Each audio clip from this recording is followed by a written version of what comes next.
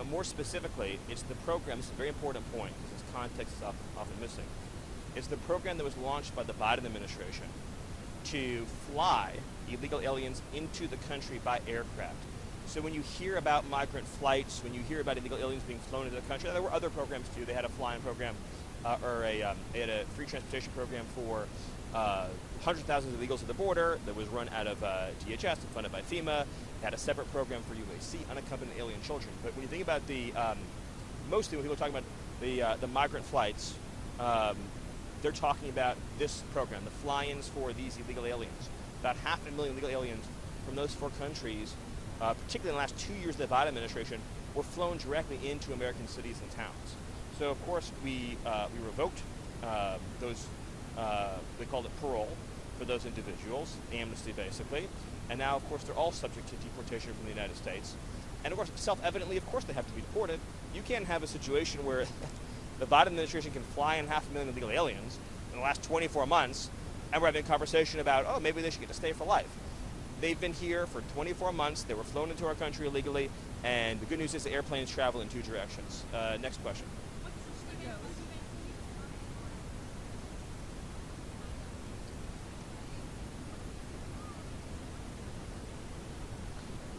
It's a great question and a very valid question. I'm going to let the USTR, the trade rep, Jameson Greer, as well as Secretary of Commerce and Secretary Lutnick, provide more detail on that. I know that's not exactly the answer that you want, but I will speak at a high level to the fact that China has abrogated the agreement. The United States acted immediately and in good faith, as of course you all saw, with the proclamation adjusting the tariff rate. China did not fulfill the obligations that it made and committed to with the United States. And so that opens up all manner of action for the United States to ensure future compliance. It remains the President's hope and desire that China will choose the path of cooperation, of common ground, and that we can open up China to American business, just in the same way that America, of course, as we all know, has been open to Chinese business for a very long time now. So hopefully China will choose the path, to use a very common bureaucratic phrase, of rules-based conduct, not a phrase I often use, but it applies here, and follow the agreement that they reached. Next question. How quickly must China respond? How quickly must China respond to the president's demands and so actions? Well, again, as I mentioned, China often says that it believes in the exact phrase of the rules-based international order, right? You've all heard that phrase from China over and over again. This is the chance to show it's serious about upholding that commitment to the rules-based international order. And as soon as possible is the best answer I can give you. We want to see them comply with their agreements with the United States and fulfill their obligations so that we can have, again, a relationship that is cooperative and that is constructive, which is what the president wants. Stephen, could you share more information about the person who was impersonating the success as well? Is now investigating that? Can you share? I don't have any information on that. I apologize. Yes.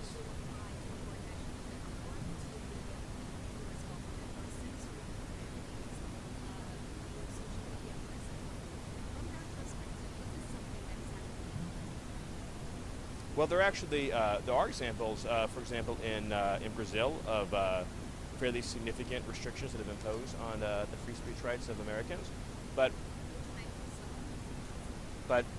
just as a general matter, this represents the United States' continued commitment to restoring free speech and fighting censorship. It was one of the big issues in the election, and we're going to fulfill and follow through on that commitment. Can you talk about what?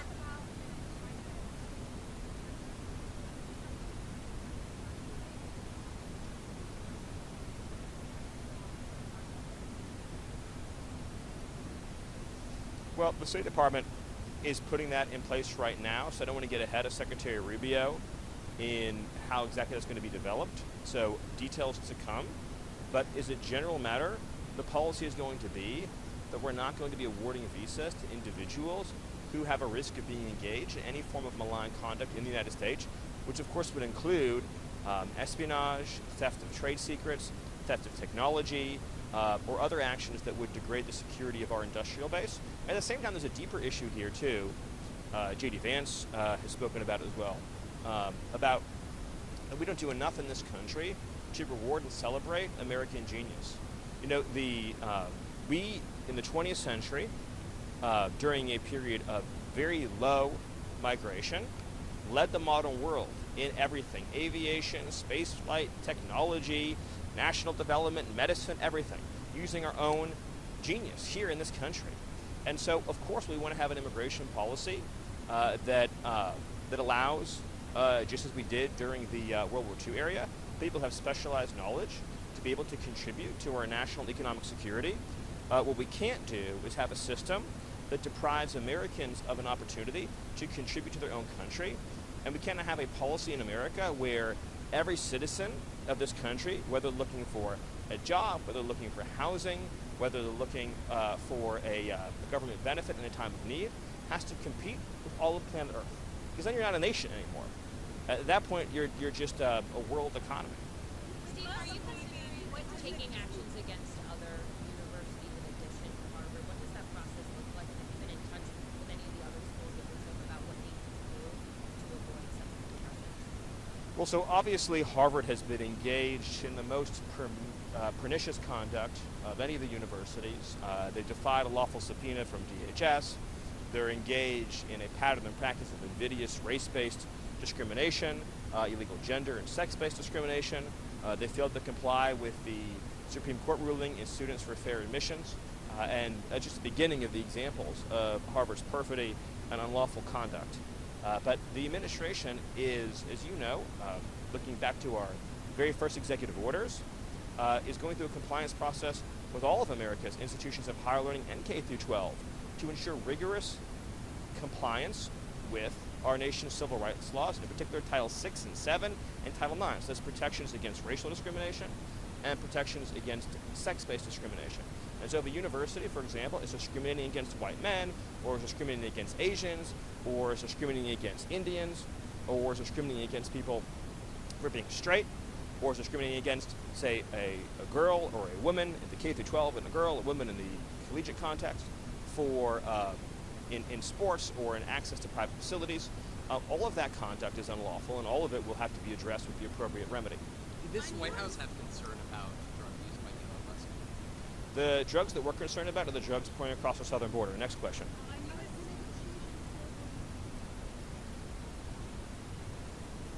Well, as you know, we received an almost immediate stay from the Federal Court of Appeals, and the tariffs are fully in effect. Also, all nations know that the president has vast authority in the trade space given to him by Congress. I mean, these are laws that you all know well: Section 301, Section 232.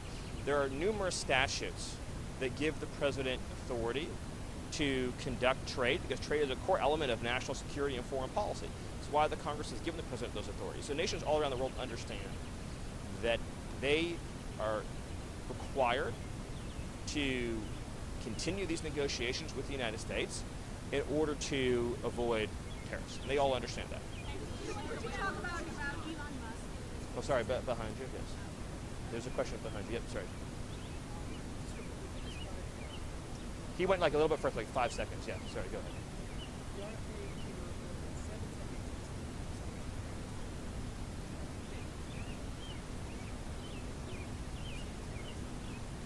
Now, I don't believe that's true, but even regardless, the reality is that what has been fake for generations now is the medical and nutrition advice that so much of this government has been giving our families. And, we saw, of course, during COVID with like fake rules about, from the so-called experts about masking and social distancing and everything else, or pretending that there's the same risk profile for a healthy 4-year-old kid as an elderly and obese person. The Maha report is the most significant and important breakthrough moment in terms of prioritizing prevention, underlying health, answering and asking the right questions. Why are there such persistently high rates of pediatric cancer in this country? And why have they increased so significantly since 1970? Why are pediatric cancer rates so much higher in the developed world than the developing world?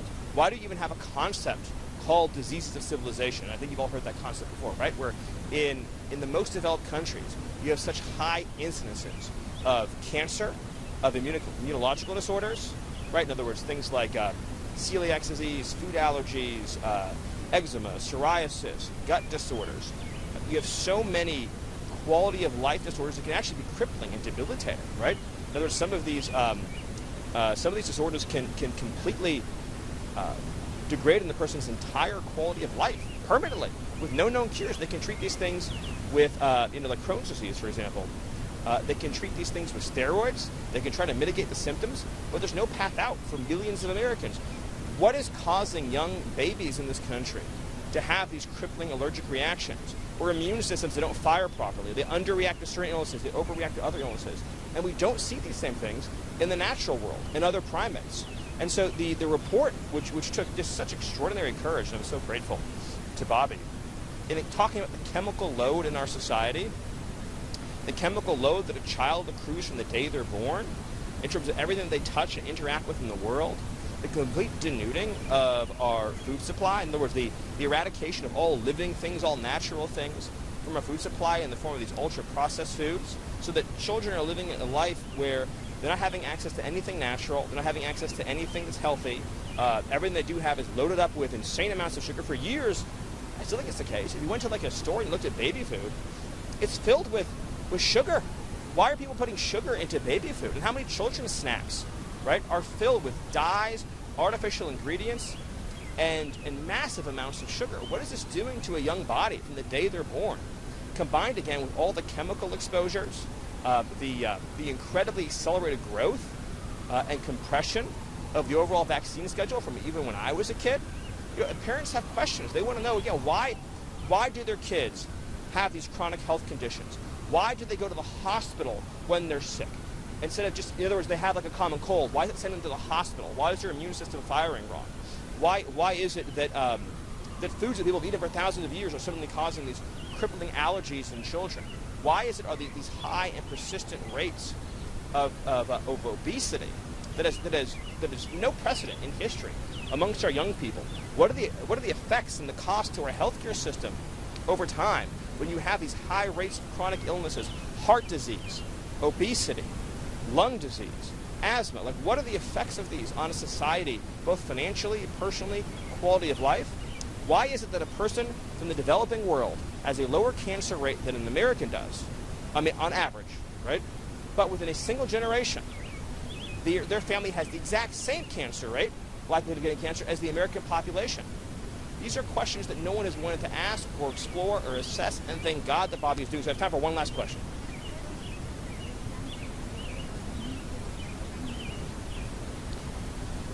No updates on that, so I'll take one more question.